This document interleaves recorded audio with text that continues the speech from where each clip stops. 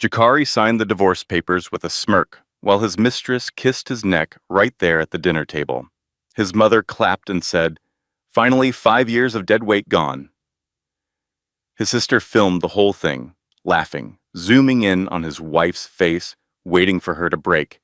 Then they dragged her bags outside, threw them into the pouring rain, and popped a bottle of champagne while she stood on the curb, soaking wet, holding nothing but 2 garbage bags and a silver locket her dying grandmother gave her 10 years ago.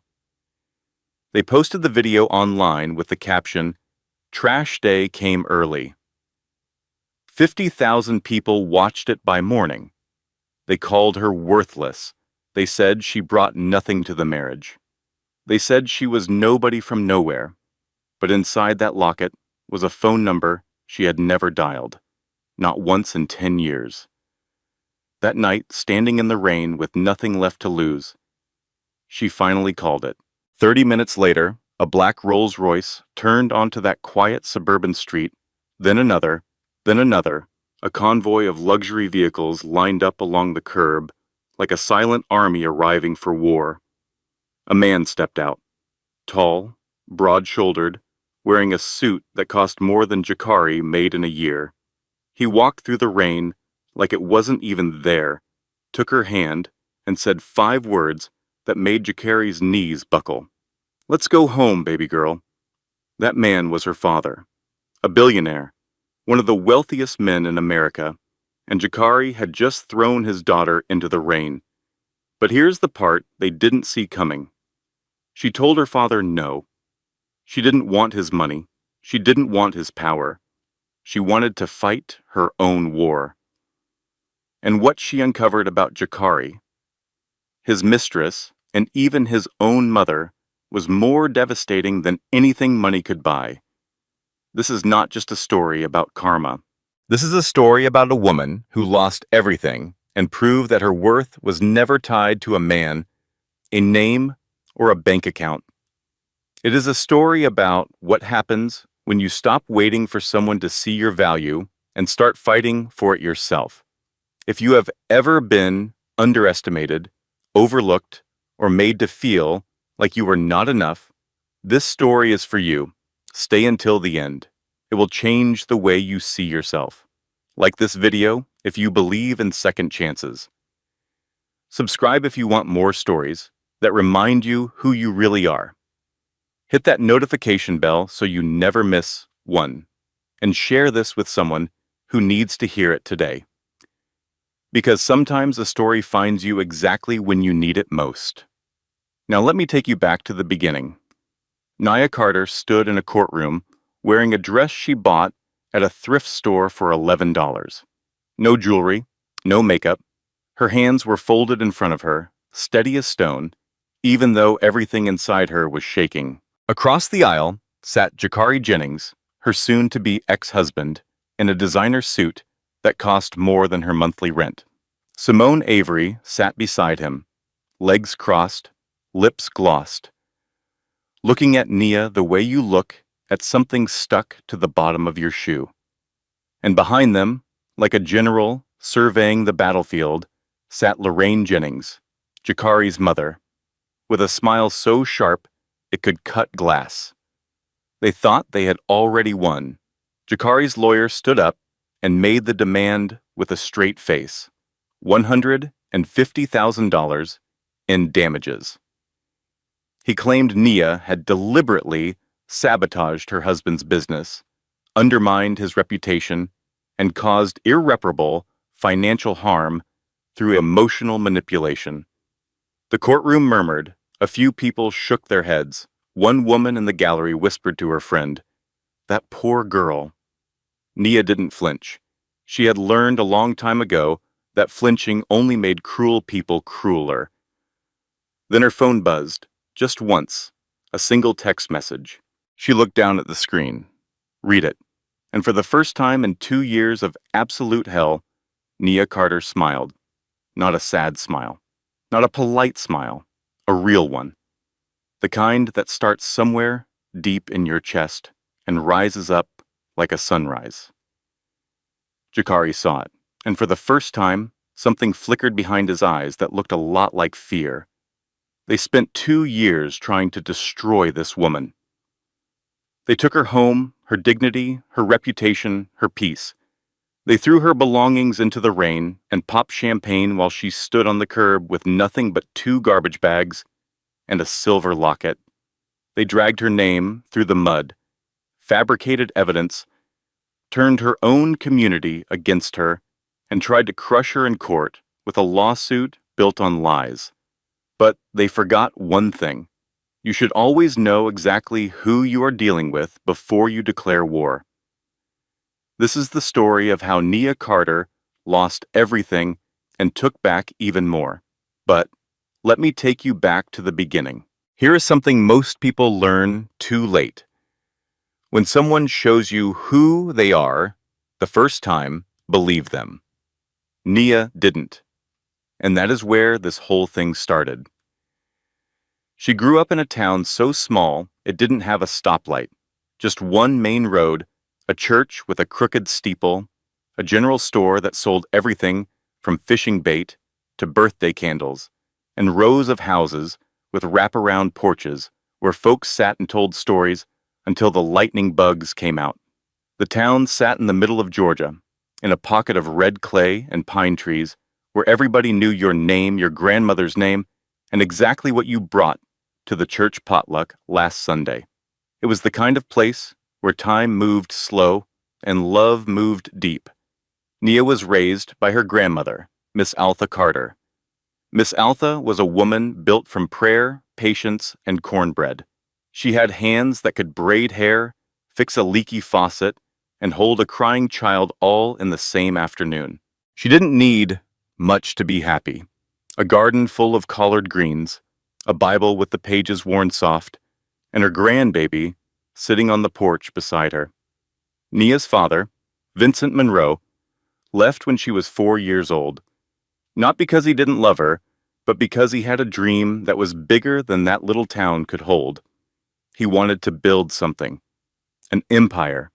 He started with nothing, worked 3 jobs, slept 4 hours a night, and clawed his way up from red clay roads to glass towers until he became one of the wealthiest men in the country. Real estate, investments, developments, buildings with his name on them, in cities Nia had only seen in pictures, on the TV, at the general store. He sent money every month. An envelope with more than enough to take care of Nia and Miss Altha. He called when he could, his voice always warm, but far away, like a radio station you can only half tune in. And maybe that's what hurt the most. Not that he was gone, but that he was only halfway there. Miss Altha never spoke badly about Vincent, but she didn't sugarcoat it either. She would sit on the porch with young Nia, snapping green beans into a bowl, and say, "Your daddy is out there, chasing something he thinks he lost. But you, baby girl, you got everything you need right here." She would tap Nia's chest, right over her heart. "Don't you ever forget that." Nia carried those words like a second heartbeat. When she turned 16, Miss Altha gave her a silver locket. It was old, scratched up, with a tiny clasp that stuck sometimes. Inside was a faded photo of Vincent holding baby Nia, both of them smiling back when things were simpler. And on the other side, written in Miss Altha's shaky handwriting, was a phone number. "When the world tries to tell you what you're worth," Miss Altha said, pressing the locket into Nia's palm, "this will remind you." Nia wore that locket every single day from that moment on. Through high school, through college, through the years that followed. Even when Miss Altha passed away, quiet and peaceful on a Sunday morning, with the church bells ringing outside her window, Nia wore it. Even when she packed up that little house in that little town and moved to Atlanta to teach second grade at an elementary school in a neighborhood that reminded her of home, she wore it. But she never called the number. Because here's the thing about Nia that most people didn't understand. She didn't hide her father's identity out of humility or some noble desire to be loved for who she was, although that was part of it. She hid it because she was angry, quietly, deeply angry. The money Vincent sent, the empire he built, all of it came at the cost of being there. Every school play he missed. Every birthday she blew out candles without him. Every night she fell asleep, wondering if her daddy thought about her the way she thought about him. She didn't want his money. She didn't want his world. She wanted to prove, to herself more than anyone, that she could build a life worth living without a single dollar that came from his absence. And she did. She became a teacher. A good one. The kind of teacher who stayed late to help kids with their reading, who bought school supplies with her own money, who remembered every student's birthday, and made them feel like they mattered. She didn't make much, but she made enough, and she was proud of that. Then she met Jakari Jennings. It was at a community fundraiser at the rec center downtown. Jakari was organizing free business workshops for young Black entrepreneurs. He stood at the front of the room with his sleeves rolled up, talking about generational wealth and economic empowerment, and his eyes were on fire with something Nia recognized immediately. Ambition, the same kind her father had, the kind that burns so bright it blinds you to everything else. But at the time, it just looked like passion. And passion, when it is aimed at something good, is hard to resist. They talked for 2 hours after the event. He asked about her work, really listened, nodded in all the right places.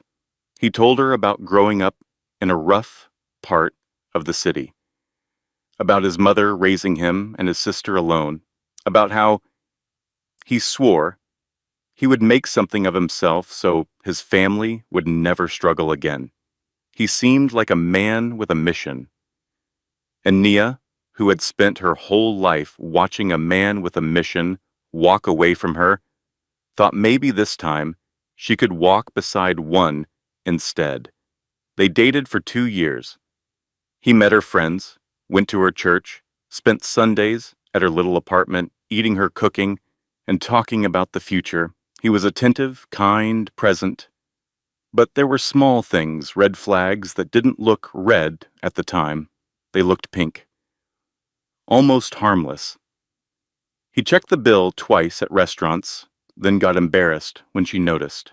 He talked about legacy and empire constantly, the same words her father used, and she told herself it was different this time. And when Nia mentioned her simple upbringing, Jakari would smile and say, "Don't worry, baby. I'm going to give you the life you deserve." It sounded like love, but looking back, Nia would realize it was a warning, because what he was really saying was that the life she had built for herself, the teaching, the little apartment, the quiet pride of doing it on her own, wasn't enough. Her best friend Denise Washington tried to tell her. Denise was a 45-year-old single mom who worked in school administration, had a laugh that could fill a stadium, and possessed the uncanny ability to see through nonsense the way some people see through glass. At the engagement party, Denise pulled Nia aside, holding a plate of finger sandwiches and wearing an expression that said she had opinions. "Girl, I ran a background check," Denise said. "He's clean." But his mama, that woman has a review from her own church saying she is, and I quote, "spiritually aggressive. I am just saying." Nia laughed. "Denise, you cannot background check my future mother-in-law." "I can and I did, and I'll do it again. I've got alerts set up." But Nia married Jakari Jennings on a Saturday afternoon in April with flowers in her hair and hope in her chest. And for 1 year, it was beautiful. Then it wasn't. The cracks started in year 2, the way cracks always start. Quietly, almost invisible. The kind you don't notice until the whole wall comes down. Jakari's consulting firm lost 3 major clients in 2 months. One went bankrupt, one got poached by a bigger company, One just stopped returning calls. The pressure built fast, and Jakari didn't know how to carry it without letting it spill onto everyone around him. He stopped sleeping through the night, started drinking bourbon after dinner, then before dinner, then instead of dinner. He became irritable, snapping at Nia over things that didn't matter. The dishes were in the wrong place. The TV was too loud. She asked too many questions. She didn't ask enough. Nia tried everything. She made spreadsheets tracking his business expenses, suggesting places to cut costs. She offered to tutor kids on the side for extra income. She stayed up late researching small business grants and emailed him links with little notes that said, "Thought this might help." He rejected all of it. One night, after she showed him a grant application she had filled out on his behalf, he looked at her across the kitchen table and said the words that drew first blood. "I don't need a school teacher telling me how to run a business." That line. 7 words. Nia felt each one land like a stone dropped into still water. She opened her mouth to respond, then closed it, swallowed it, moved on. That was her first mistake. Not because she should have fought back with anger, but because she should have recognized the sound of a door closing. When someone tells you that what you do, what you are, is beneath them, that is not frustration talking. That is the truth leaking out. But Nia loved him, and love, when it's real, makes you patient in ways that sometimes work against you. Lorraine Jennings made everything worse. She started visiting every week, sometimes twice, always unannounced, always walking through Nia's home like she held the deed. Lorraine was 61, a church elder at Greater Hope Baptist, and she carried herself with the authority of a woman who believed God had personally endorsed her opinions. Every visit was a surgical strike wrapped in a smile. "Nia, honey, why don't you get your hair done? You are representing this family now." When I was married to Jakari's father, rest his soul, I made sure he never had to worry about a single thing at home. That is what a wife does. Have you thought about getting a real career?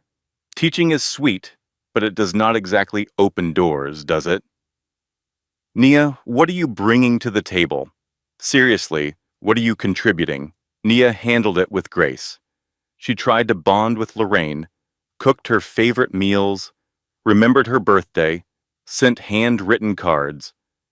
Lorraine took it all and gave nothing back except more criticism, more judgment, more of that tight-lipped smile that said, "You are not good enough, and you never will be." Then Simone Avery arrived, and everything accelerated. Jakari met her at a networking event downtown. She was a business consultant, she said, tall, polished, the kind of woman who walked into a room and rearranged the gravity. She had connections, she told Jakari, important people, the kind of people who could save his company and put him on the map. The first time Simone came to the house for a so-called business dinner, Nia cooked for 3 hours, made braised short ribs, roasted vegetables, homemade rolls. She set the table with the nice plates and lit candles. Simone walked in, looked at the food, looked at the house, and then looked at Jakari like he was the only thing in the room worth seeing. She complimented his suit, his vision, his ambition. She asked about their plan for growth. She laughed at his jokes like they were the funniest things she had ever heard. She never once complimented the food, never once looked at Nia for more than 2 seconds, and when she touched Jakari's arm during conversation, she let her hand linger just a beat too long. Nia noticed everything. That night in bed, she said it plainly. "I don't trust her, Jakari." He didn't even look up from his phone. "You don't trust anybody who's trying to help me. Maybe that's the problem." "That is not fair. I've done nothing but try to help you." "Then try harder. Or better yet, Just let me handle my business. The next day, Nia called Denise from her classroom during lunch break. She told her about Simone, about the arm touching, about the way Jakari shut her down. Denise was quiet for exactly 3 seconds, which was a record. So, let me get this straight, Denise said slowly. A woman who looks like she walked off a magazine cover suddenly wants to save your husband's little consulting firm out of the goodness of her heart, free of charge. No ulterior motive, just pure business generosity. She says she has connections. Baby, I have a bridge in Brooklyn I would like to sell you. It's got a great view. But Nia stayed. Not because she was naive, although maybe she was. She stayed because she made vows, because she believed in fighting for her marriage, because somewhere in the back of her mind, she kept thinking about her father, about how he left when things got hard, about how she swore she would never be like him. There's a difference between fighting for your marriage and fighting against yourself. When you start losing pieces of who you are just to keep the peace, that is not loyalty. That is not strength. That is self-destruction, wearing a wedding ring. And no vow on earth requires you to destroy yourself to honor it. But Nia hadn't learned that lesson yet. She was about to. Simone played the long game. She was not impulsive. She was strategic, surgical. She didn't just want Jakari. She wanted Nia gone, and she knew exactly how to make it happen. First, she got Lorraine on her side. She offered to get Lorraine's nephew a job at a company she had connections with. Lorraine, who valued status above everything, was immediately sold. Suddenly, Simone was the kind of woman Jakari needs around. Lorraine started inviting Simone to family dinners that Nia wasn't told about until after they happened. Second, she recruited Candace, Jakari's 26-year-old sister. Candace was social media obsessed, insecure, and desperate for validation. Simone took her shopping, got her followers on Instagram by featuring her on her page. Told her she was going to be famous. Candace became Simone's loyal soldier, ready to do whatever was asked. Third, and this was the cruelest part, Simone planted doubt in Jakari's mind about Nia. She told him she had heard Nia talking to someone at the school about how Jakari's business was going to fail. A complete lie. But Jakari was already drowning in insecurity, already convinced the world was watching him lose, and the lie landed exactly where Simone wanted it to. Fourth, the fabricated evidence. Candace took photos of Nia at a parent-teacher conference, standing next to a male colleague. They were discussing reading scores. That's it. But Simone had the photos cropped, filtered, angled to look intimate. She sent them to Jakari with a note that said, "I'm so sorry. I thought you should know." Jakari didn't ask questions. He didn't give Nia a chance to explain. He came home, threw the photos on the kitchen table, and screamed, called her a liar, a cheater, a fake. "I gave you everything," he shouted, "and this is how you repay me?" Nia grabbed the school's event calendar, pulled up the sign and sheets on her phone, showed him proof that it was a professional event, that 30 other people were there, that the man in the photo was a 60-year-old married math teacher named Mr. Henderson. Jakari crumpled the papers. "You think I'm stupid? You think I don't see what's happening?" The irony was so thick, you could choke on it. He was the one with another woman on his lap. He was the one being played. But he was projecting everything onto Nia because it was easier to believe she was the villain than to look in the mirror. That night, Nia locked herself in the bathroom. She sat on the cold tile floor, her back against the door, and held her locket. She opened it, looked at the faded photo, looked at the phone number in Miss Altha's handwriting. Her thumb hovered over the phone screen. Then she closed the locket. "I'm not calling him. I don't need his money. I don't need his world.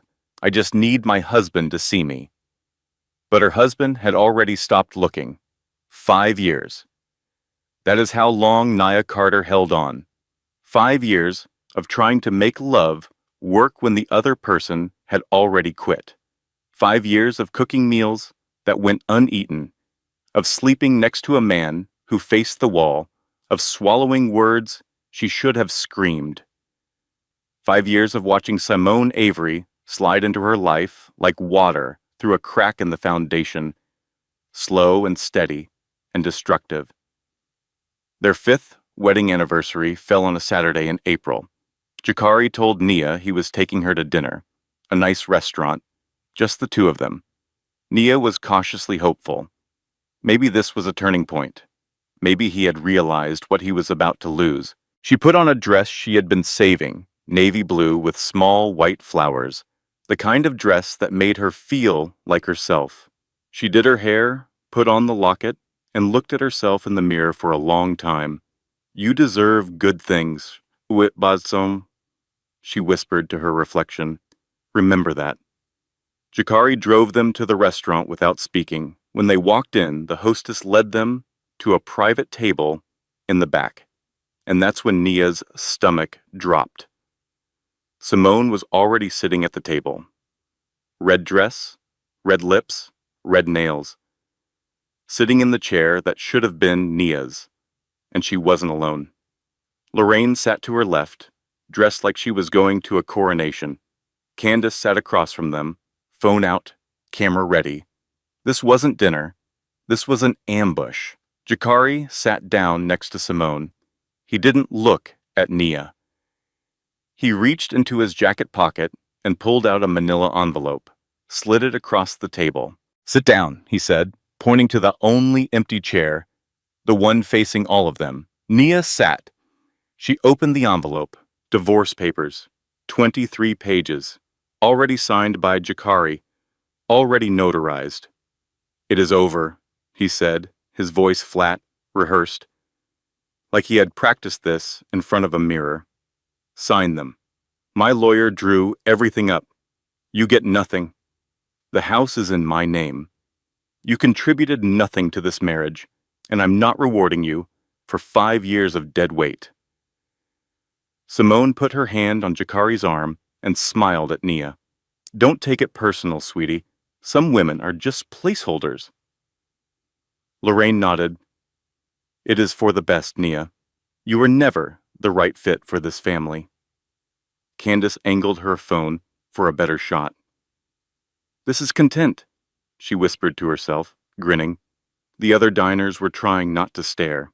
A couple at the next table exchanged horrified glances.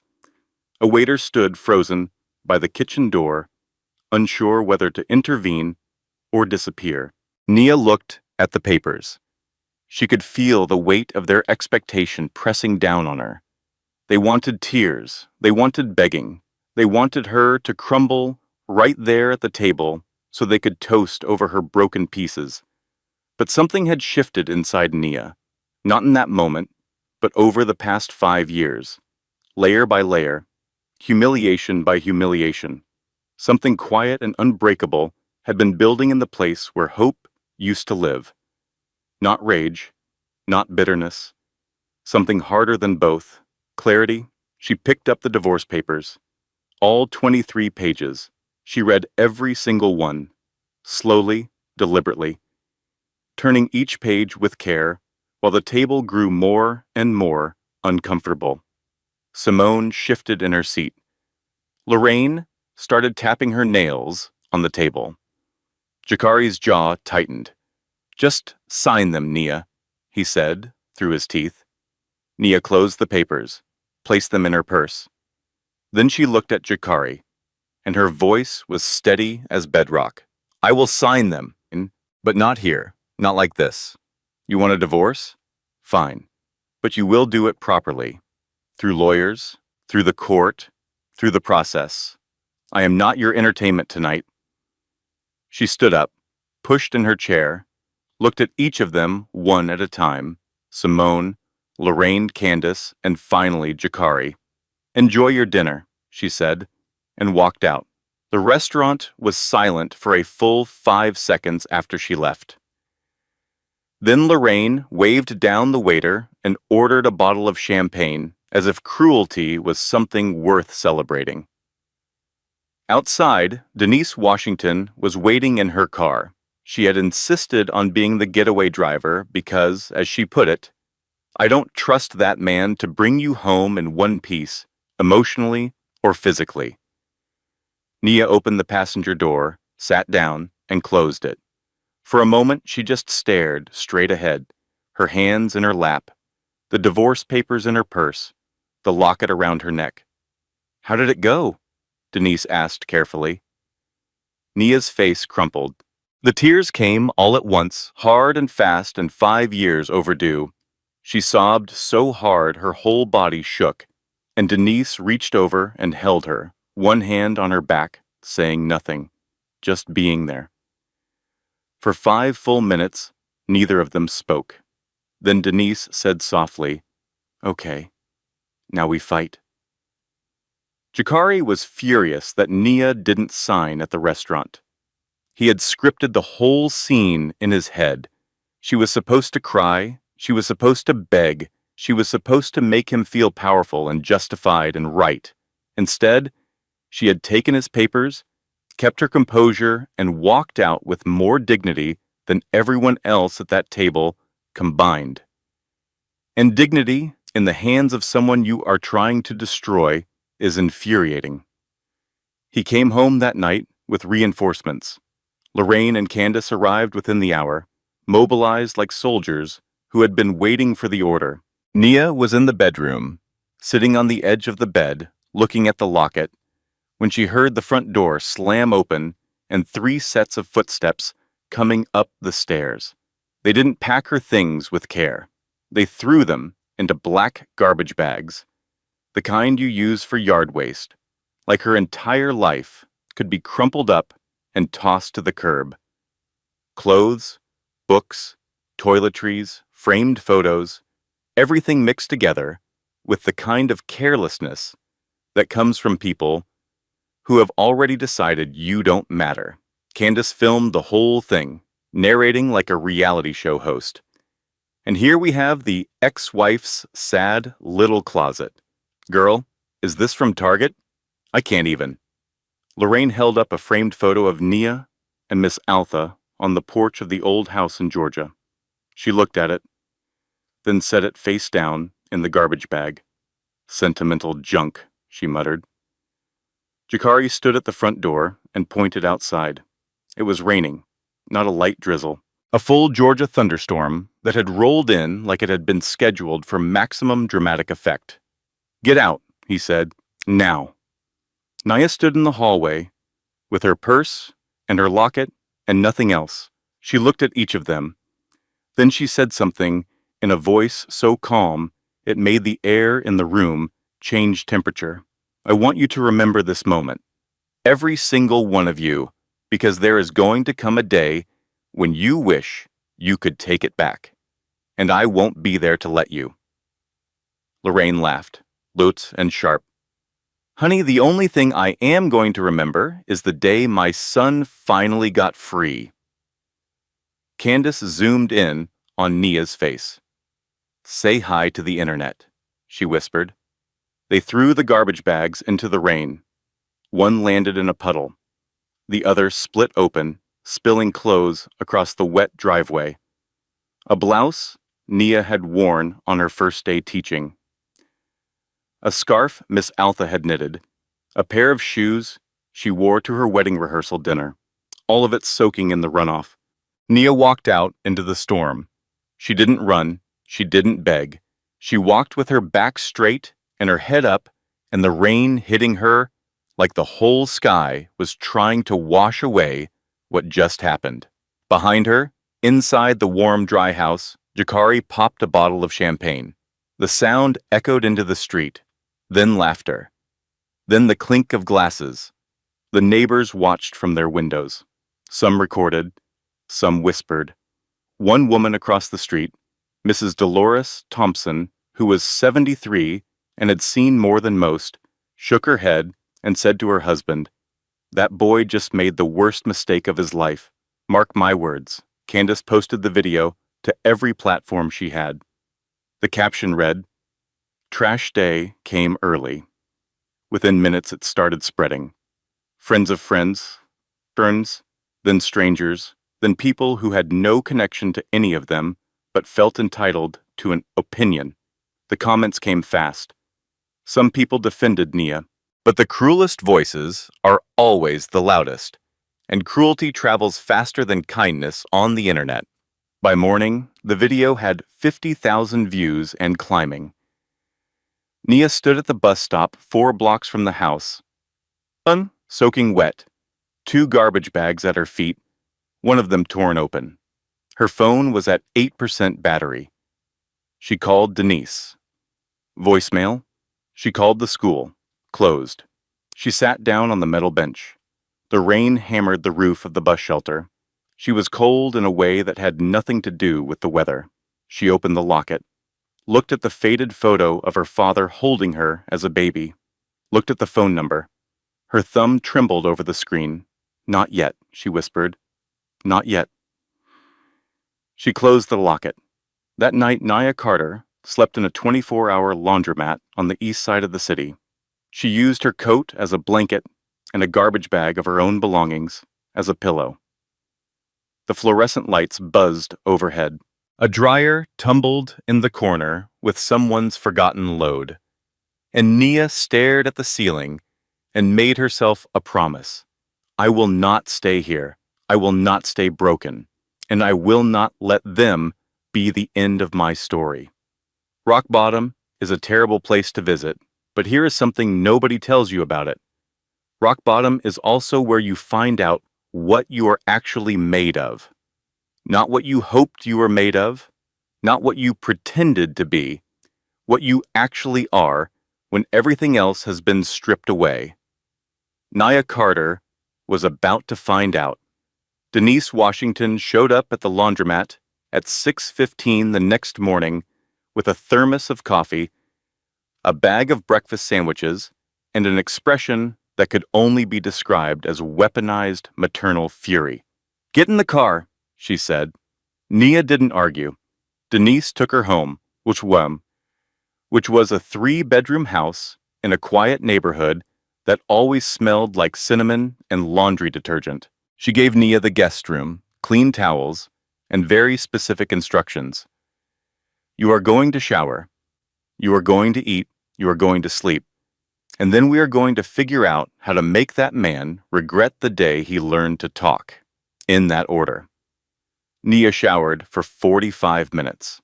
When she came out, her eyes were swollen but clear. Something had shifted. The grief was still there, heavy as an anchor, but underneath it was something new, not anger exactly, focus. The next morning, Nia went to a legal aid office downtown.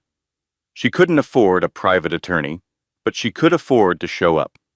The intake coordinator listened to her story, nodding quietly, taking notes. Then she said, "I think I know someone who can help." That someone was Malcolm Reed, 38 years old, Howard Law graduate, sharp as a scalpel, and twice as precise. He worked at a mid-size firm, but took pro bono cases through the legal aid network. He specialized in family law with a focus on financial abuse and divorces, which is exactly what Nia's situation was. Malcolm met with Nia at a coffee shop because his office was being renovated. He spread papers across the table and listened to everything. The ambush dinner, the fabricated photos, the garbage bags in the rain. He didn't interrupt. He didn't react. He just listened and took notes in handwriting so neat it looked typed. When Nia finished, Malcolm looked up. "First," he said, "I'm sorry this happened to you. Second, your husband made several significant legal mistakes, and I don't think he knows it yet." He explained it in plain terms. Georgia is an equitable distribution state. That means in a divorce, marital property gets divided based on what's fair, not just whose name is on the paperwork. Nia had contributed to the mortgage with her teaching salary for 5 years. She had records, bank statements, pay stubs. She had rights to that house, whether Jakari liked it or not. But that wasn't the big discovery. The big discovery was this. Malcolm found that Jakari had taken out a business loan 8 months ago using the house as collateral. And on the loan application, there was a signature, Nia's signature, authorizing the house as an asset, except Nia never signed it. She stared at the document Malcolm slid across the table. "That is not my handwriting," she said quietly. "I have never seen this document in my life." Malcolm nodded. "I know, which means your husband or someone acting on his behalf forged your signature on a financial document. That is not just a divorce issue. That is criminal fraud." For the first time in weeks, Nia felt something that wasn't pain. It was possibility. Malcolm filed the divorce on Nia's terms. He also filed a motion to freeze the house from being sold and a formal fraud complaint about the forged loan. Everything was documented, time-stamped, and backed with evidence. Jakari got served at his office, in front of his employees, in front of Simone.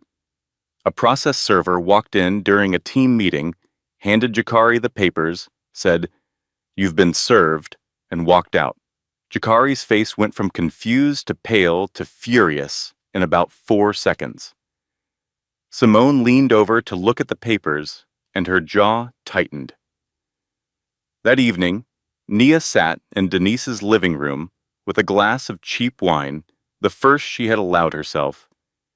And for one brief shining moment, she felt like maybe, just maybe, she was going to be okay.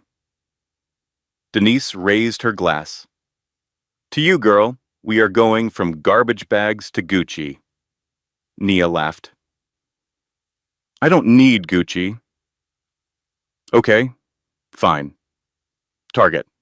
But the good section of Target. The one near the candles where everything smells like vanilla and financial stability." They clinked glasses, and Nia smiled. A real smile. But that night, while Nia slept peacefully, for the first time in months, Lorraine Jennings was making phone calls, because Lorraine had connections that Nia didn't know about, and Lorraine had secrets that nobody knew about. And a woman with connections and secrets is a very dangerous thing when she feels threatened. The counterattack came fast, and from a direction Nia never expected. 3 days after Malcolm filed the fraud complaint, it disappeared. Not denied, not rejected, just gone. Lost in the system, they said. A clerical error, they said. These things happen, they said. They didn't just happen. They were made to happen. Lorraine Jennings had been a church elder at Greater Hope Baptist for 22 years. In that time, she had accumulated something more valuable than money. She had accumulated favors. She knew people, lawyers, council members, administrators, and she knew Judge Patricia Harmon, who had been assigned to Jakari and Nia's divorce case. Judge Harmon owed Lorraine a favor from 7 years ago when Lorraine had helped get Harmon's daughter into a private school through church connections. It was the kind of quiet debt that never gets spoken about, but never gets forgotten. Nia's motion to freeze the house was denied on a technicality.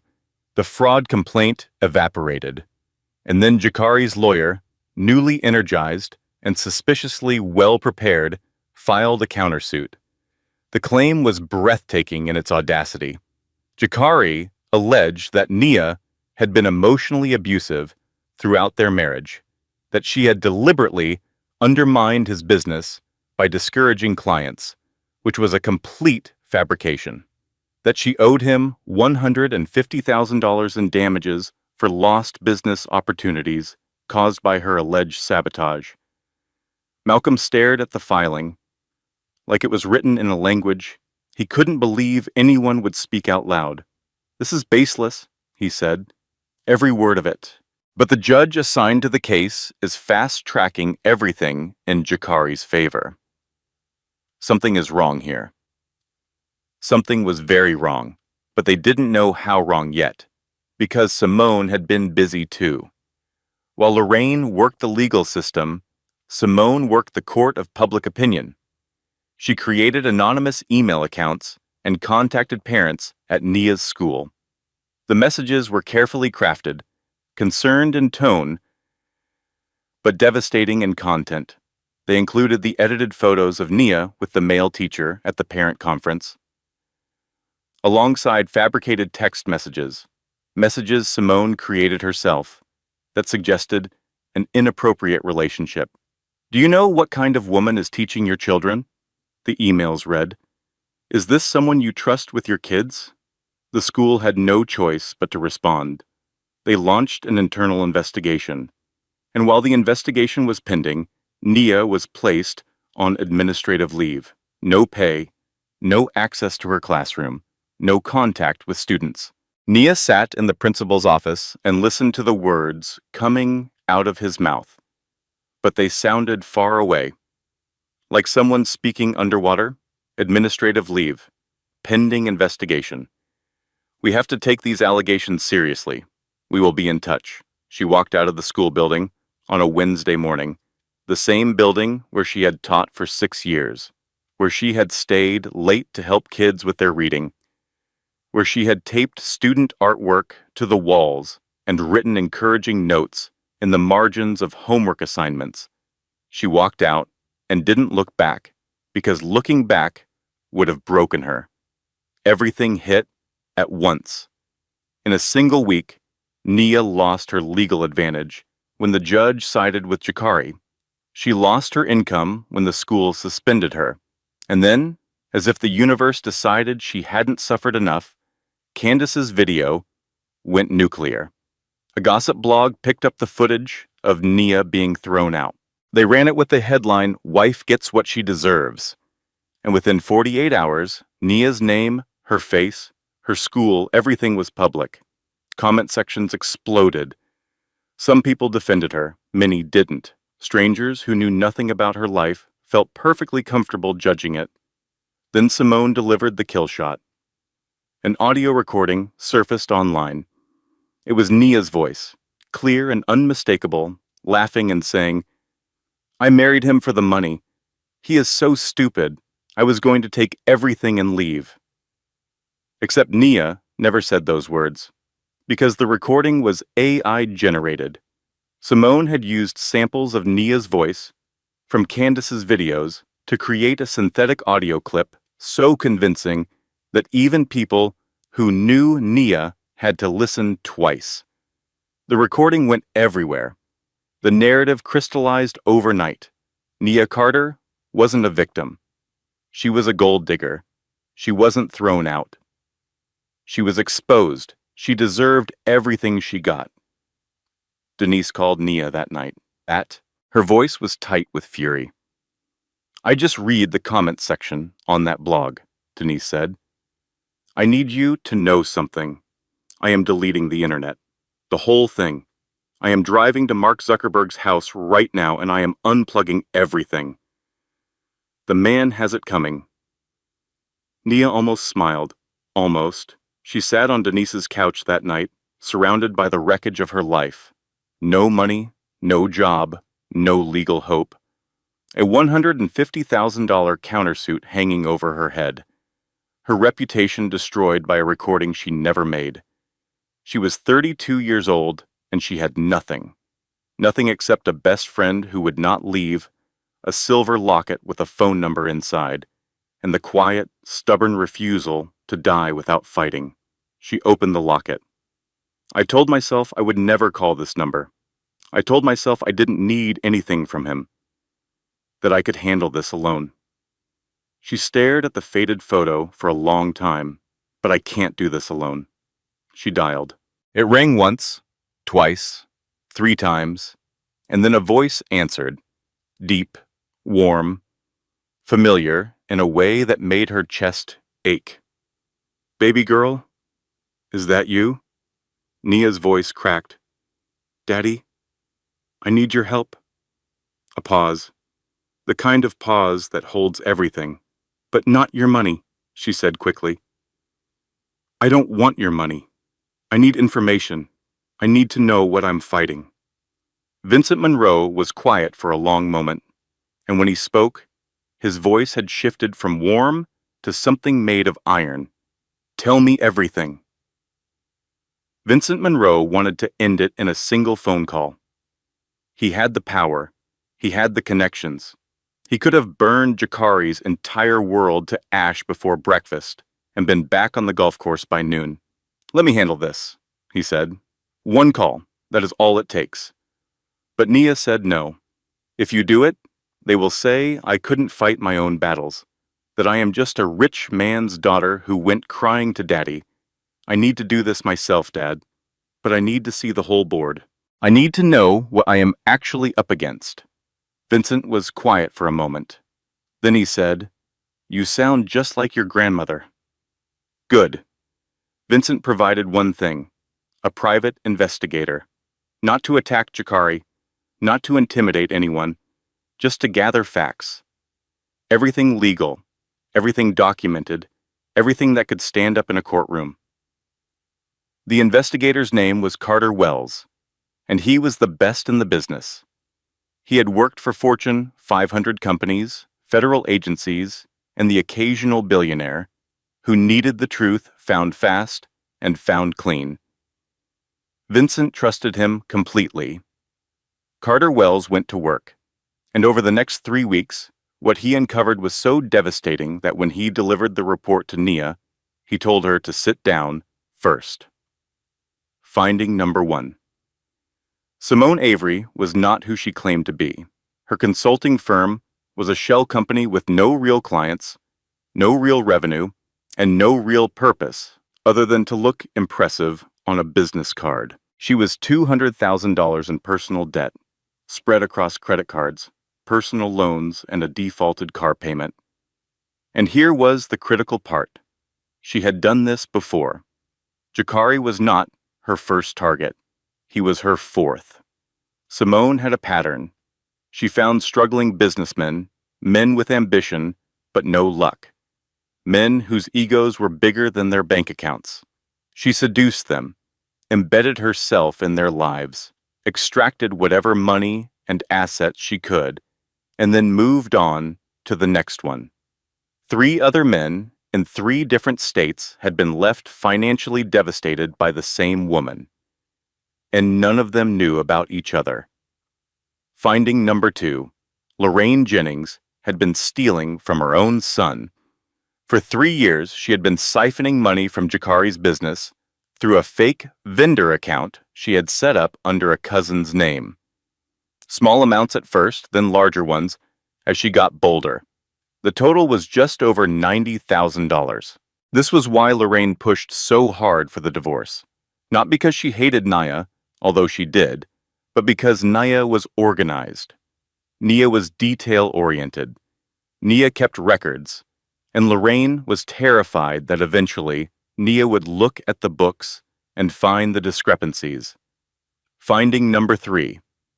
Judge Patricia Harmon had a pattern of favorable rulings for people connected to Lorraine's church network. Not just Nia's case. Carter Wells identified 7 other cases with suspicious outcomes, all involving litigants who were members of Greater Hope Baptist, or connected to Lorraine socially. It wasn't proof of bribery. It was something quieter and harder to fight. A web of favors, obligations, and unspoken agreements that had been operating in plain sight for years. Finding number 4. The forged loan document, the one Jakari used to leverage the house, had Simone's fingerprints all over it. Not literally, but digitally. The email trail showed that Simone had sourced a forger, coordinated the fake signature, and guided Jakari through the process. She wanted access to the home equity because she planned to extract it and disappear, just like she had done with the others. Nia sat at Denise's kitchen table, with the investigator's report spread out in front of her. 47 pages of documented truth. She read every word. When she finished, she looked up at Denise, who had been reading over her shoulder. "So you are telling me," Denise said slowly, "that his mama has been robbing him. His girlfriend is a professional con artist. The judge is crooked, and he forged your signature on a federal loan document? That is what the evidence says. Denise sat down heavily. This man did not marry you. He assembled an Avengers team of bad decisions. Nia didn't laugh. She was too focused, because now she had ammunition, and she was going to use every single round, but not wildly, not emotionally, surgically. She called Malcolm and laid it all out. Every finding, every document, every connection. Malcolm listened, took notes, and at the end said, "This changes everything, but we need to be smart about how we deploy it. If we fire everything at once, they will know we have a source and they will try to discredit it. We go in stages." "Then we go in stages," Nia said. "This is something worth remembering, something that applies to far more than courtrooms and divorces. When you are fighting someone who has more power than you, do not fight on their terms. Change the battlefield. You don't need to be louder. You need to be smarter. Document everything. Get organized. And never ever let them know what you know until it is too late for them to fix it." Nia was about to put that principle into practice. Nia started with the school. She gathered every piece of evidence she could find from the parent-teacher conference where the alleged affair photos were taken. Sign-in logs showing 32 attendees.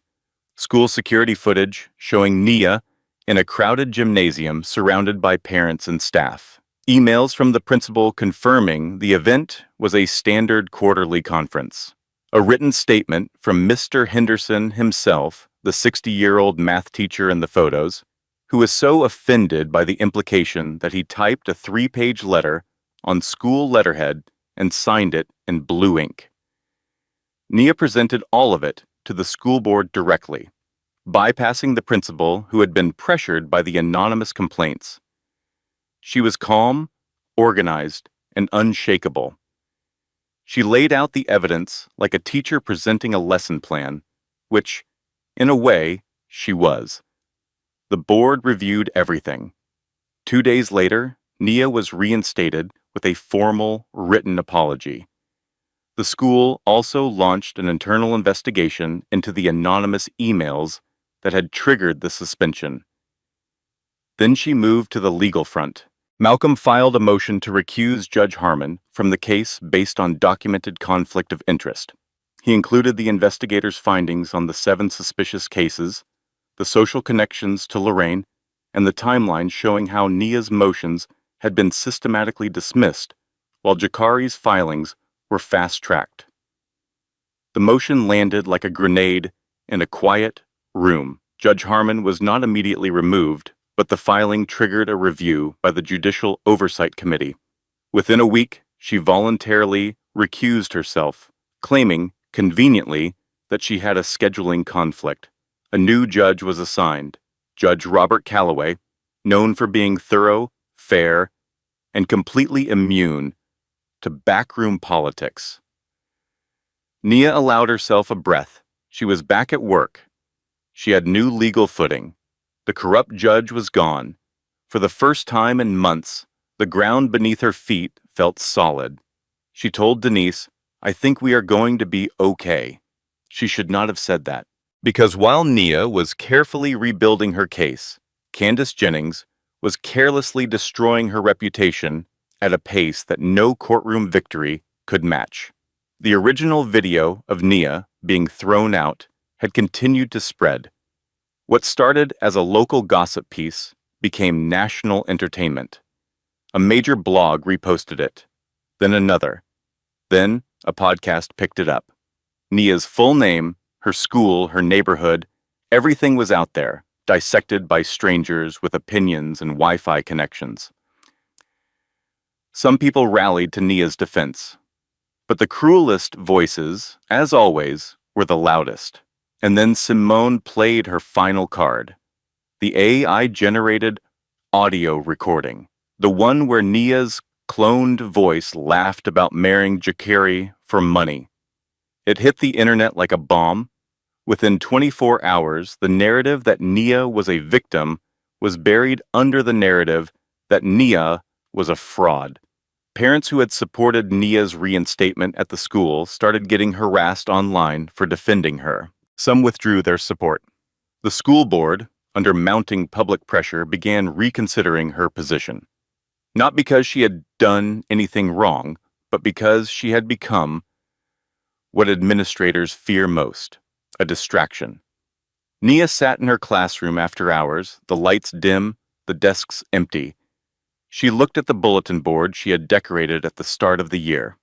It said, "You are capable of amazing things." She had put it up for her second graders, but right now, she needed to read it for herself. Her phone buzzed. A text from Malcolm.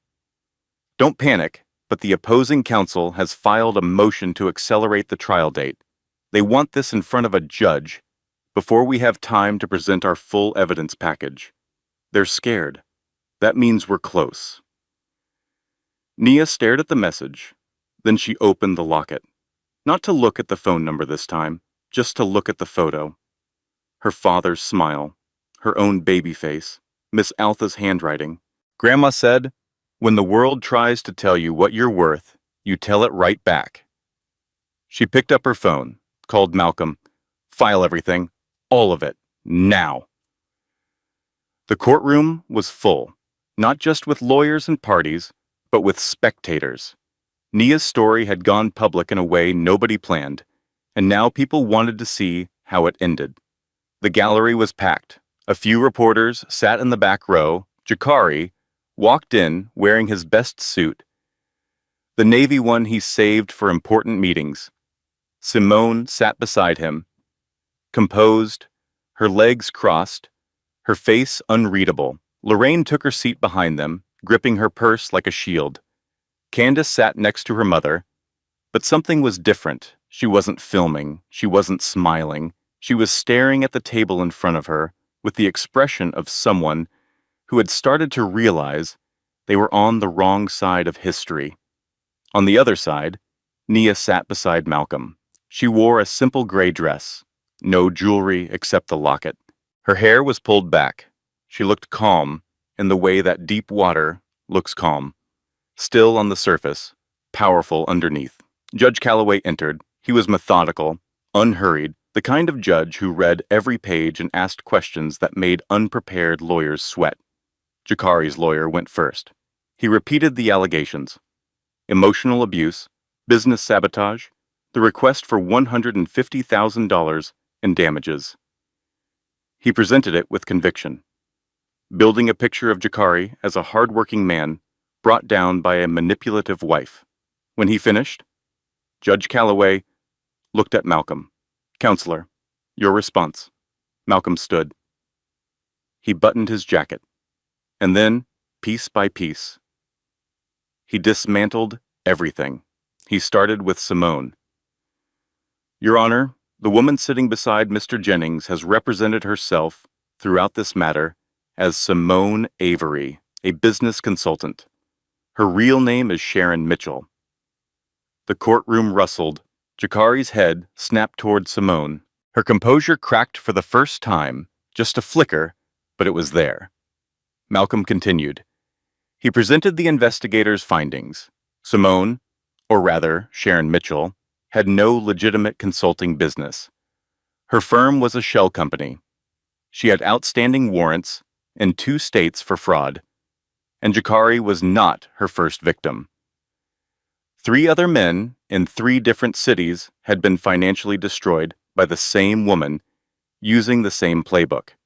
He projected documents on the courtroom screen: business filings, warrant records, bank statements from the shell company.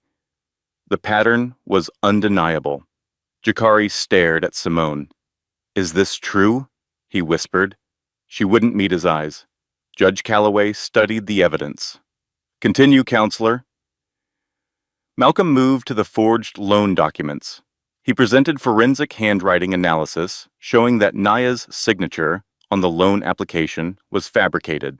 He showed the email trail connecting Simone to the forgery. He showed the bank records proving that funds from the loan had been partially redirected to accounts Simone controlled. "This is not merely a divorce issue," Malcolm said. "This is criminal fraud. My client's signature was forged on a financial instrument without her knowledge or consent. Mr. Jennings and Mrs. Mitchell conspired to leverage my client's marital home for personal gain." Jakari's lawyer was scribbling frantically. Jakari's face had gone from confident to ashen. Then Malcolm revealed what nobody in the courtroom was expecting. "Your Honor, I would also like to enter into evidence the following financial records." He presented documentation of Lorraine Jennings' fake vendor account. 3 years of invoices from a company that didn't exist, paid from Jakari's business account, routed to an account controlled by Lorraine through her cousin. The total, $91,412, stolen from her own son. Lorraine, sitting in the gallery, went rigid. Her hands gripped the bench in front of her so hard her knuckles went white. Jakari turned around slowly. He looked at his mother. "Mom?" Lorraine opened her mouth. Nothing came out. Candace stared at her mother. Then she looked at the evidence on the screen, then back at her mother. And then Candace Jennings did the one thing nobody in that courtroom expected.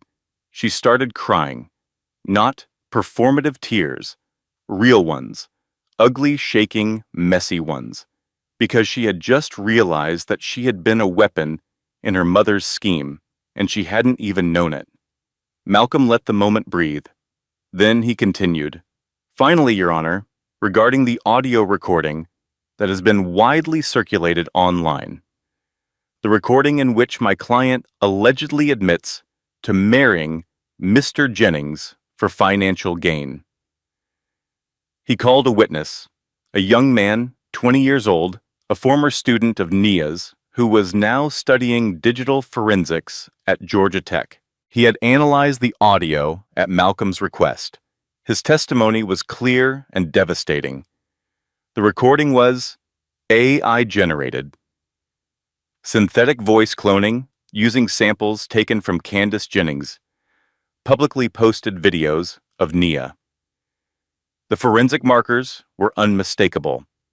The metadata trail led back was to a device registered to Simone Avery.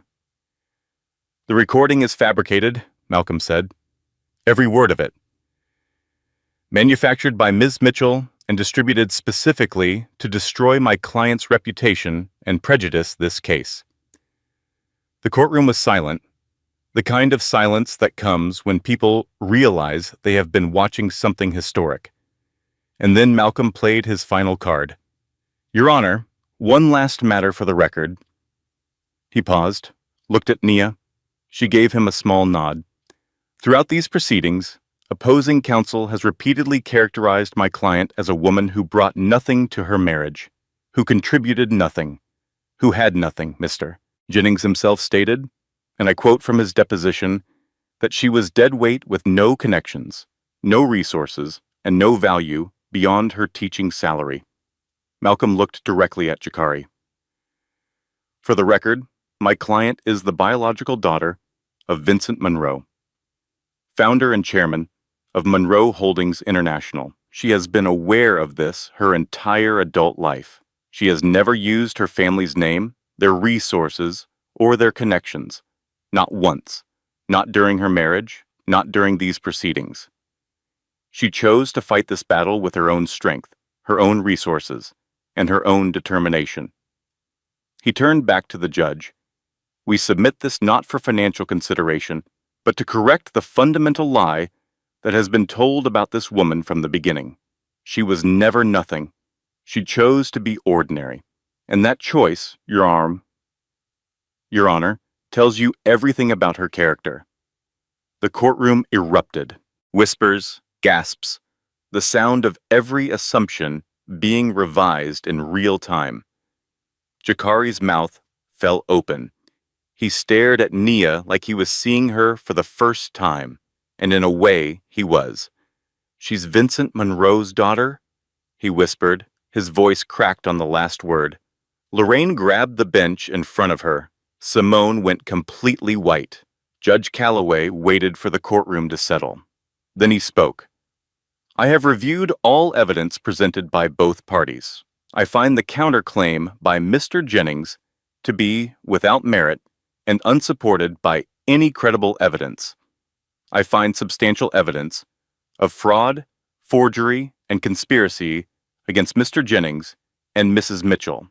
I am referring this matter to the District Attorney's Office for criminal investigation. He looked at Nia. Mrs. Carter, the court grants your petition for divorce on your terms. You are awarded full ownership of the marital home, equitable distribution of all marital assets, and a permanent restraining order against Mr. Jennings and all parties involved in the harassment documented in these proceedings. He looked at Jakari. Mr. Jennings, I strongly suggest you retain criminal defense counsel. You are going to need it. The gavel came down. Here is what happened after. Jakari Jennings lost his business within 30 days. When the fraud charges went public, every remaining client pulled out. The banks called in their loans. The house, the one he had thrown Nia out of, the one he claimed was his, went back to Nia as part of the settlement. She didn't keep it. She sold it. Used the money to pay off Malcolm's legal fees, make a donation to the school's after program, and put the rest into a savings account she would never need to touch, but wanted to know was there. Because security is not about money. It is about knowing you built something that cannot be taken away. Jakari ended up in a one-bedroom apartment across town, working a warehouse job that barely covered rent. At night, alone in that apartment, he would scroll through old photos on his phone. Pictures of him and Nia at their wedding. Christmas mornings, a Sunday in the park where she had laughed so hard she snorted, and he had looked at her like she was the most beautiful thing he had ever seen. He tried to reach her, called from different numbers, sent letters, showed up at places he thought she might be. Every attempt was met with silence. He wrote a long letter of apology, 12 pages. He poured everything into it, the regret, the shame, the slow, terrible understanding of what he had destroyed. Nia never read it. Some doors close so hard, the walls shake, and doors that close that hard don't open again. Simone Avery, or rather Sharon Mitchell, was arrested 3 weeks after the trial. The warrant from the other states caught up with her. The 3 other men she had defrauded came forward after the story went public. They had been too ashamed to report it before. Now, with Nia's case making headlines, they found the courage to speak. Sharon Mitchell faced multiple counts of fraud, identity theft, and conspiracy across 3 states. Her bail was set at $250,000. She couldn't make it. The woman who had walked into Nia's living room in a red dress, drinking from Nia's cups, and sleeping with Nia's husband, now sat in a holding cell in an orange jumpsuit, waiting for a public defender. Lorraine Jennings faced her own reckoning, though hers was less dramatic and, in some ways, more painful. The evidence of her embezzlement became public during the trial. Her church, Greater Hope Baptist, the place where she had sat in the front pew for 22 years, the place where she wielded power over bake sales and building committees and other people's reputations, turned on her completely.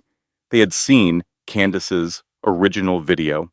They had heard the story, and they wanted nothing to do with a woman who stole from her own son and celebrated while a young woman was thrown into the rain. Lorraine was removed from the elder board. Her friends stopped calling. Her Sunday routine, the one that gave her life structure and meaning and the illusion of moral authority, was gone. She ended up alone in her house, the same house where she had once held court, making pronouncements about who was worthy and who was not. Now nobody came to visit. The silence she had weaponized against Nia had come back to live with her permanently, And then there was Candace. This was the part of the story nobody expected. 2 weeks after the trial, Candace posted a video, not the kind she used to post, not the mocking, cruel, look at me content that had defined her online presence. This video was just her, sitting in her car, no filter, no ring light, her eyes red and swollen. She talked for 9 minutes.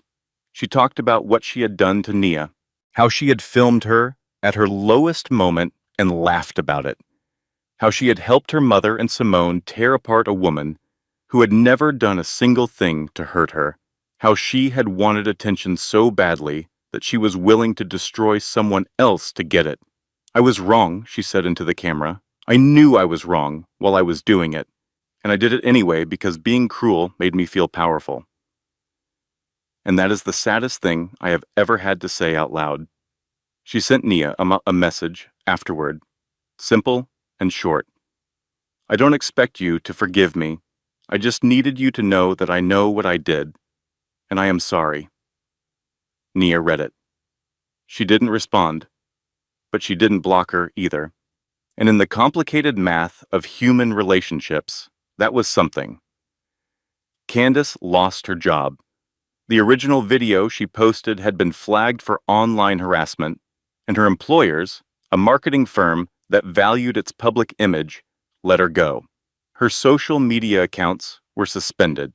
The followers who had cheered her cruelty unfollowed when cruelty stopped being entertaining. She got a new job, a quiet one, at a nonprofit that helped victims of domestic abuse. She answered phones and filed paperwork and made coffee for people who were going through the worst days of their lives. She didn't post about it. She didn't need the world to see her trying to be better. She just needed to be better. Denise Washington, because this story needs at least one character who got exactly what they deserved in the best way, got promoted at work. Head of Student Support Services. She celebrated by buying herself a new car, a sensible Honda with good gas mileage, and a bumper sticker that read, I survived my best friend's divorce, and all I got was this emotional damage. When Nia thanked her for everything, for the guest room, and the breakfasts, and the late-night conversations, and the unwavering, relentless, sometimes exhausting loyalty, Denise waved her hand. Girl, please. This is the most exciting thing that has happened to me since I found out Target has a secret clearance section in the back. You are welcome. Now here's the part of the story that matters most. 6 months after the trial, on a Saturday afternoon in October, Nia Carter sat on the porch of a house in a small Georgia town. Not her father's estate, not a mansion, not a penthouse with a view of the city. The house Miss Altha left her, the one with the wraparound porch and the garden and the creaky screen door and the view of pine trees and red clay roads stretching out toward the horizon. She had renovated it.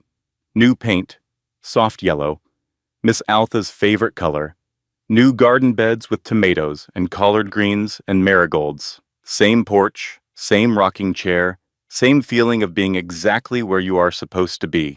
She looked different now, not because of money or clothes or anything you could buy. She looked like a woman who had walked through fire and come out the other side, still standing. Her hair was longer, her shoulders were straighter, and the weight she had been carrying for 5 years, the weight of a marriage that demanded she shrink, of a family that demanded she disappear, of a world that tried to tell her she was nothing, that weight was gone. Vincent came to visit. He drove down from the city, just him. No security, no convoy. He parked in the gravel driveway and walked up the porch steps and sat in the rocking chair next to Nia's, and she handed him a glass of sweet tea like it was the most natural thing in the world. Their relationship was real now. Not perfect. They were still learning each other, still filling in the gaps that 28 years of distance had created. But they were trying. And trying, when it is honest, counts for more than people think. You could have called me from the beginning, Vincent said, looking out at the trees. I know. I could have ended it in a day. I know that too, but I needed to know I could do it without you first. Vincent was quiet for a moment. And now? Nia looked at him. Now I know, and now I want you here, not because I need you to save me, because I want my dad. Vincent's eyes filled. He nodded slowly and didn't try to hide it. They sat in silence for a while. The kind of comfortable silence that only comes when you are exactly where you belong. Nia held the locket, opened it one more time, the faded photo of baby Nia and young Vincent, Miss Altha's handwriting, the phone number that had waited all those years for Nia to be ready. She closed the locket and smiled. Later that evening, after Vincent had gone to bed in the guest room, Nia went inside to sort through the day's mail. Bills, a card from Denise with a gift card to Target tucked inside, junk mail for a credit card she would never need. And then, at the bottom of the stack, an envelope, handwritten. No return address, old paper, slightly yellowed at the edges, like it had been stored somewhere for a long time before someone decided to send it. She opened it carefully. Inside was a single photograph, black and white, faded with age. It showed a young woman standing in front of a small building. The woman was smiling, wearing a cotton dress and work boots, her hands on her hips, looking directly at the camera with an expression of absolute certainty. The sign on the building read, Monroe and Associates, founded 1962. The young woman was Miss Altha. Nia stared at the photo. Her breath caught. She turned it over. On the back, in handwriting she did not recognize, someone had written, Altha Carter, founding partner, $500 investment, built the foundation.